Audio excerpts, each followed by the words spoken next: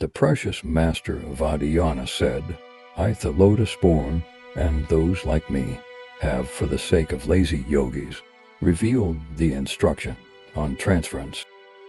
Distracted practitioners may have received profound teachings, but still not find any time to train.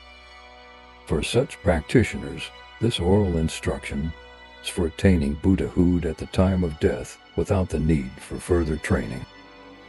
As a powerful method applicable even to great wrongdoers, it is a vitally important instruction on attaining Buddhahood.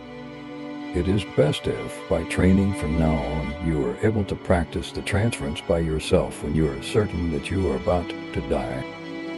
Even to receive the oral transmission for the transference of consciousness now will make it easier for a guru to perform the transference of consciousness for you when you die.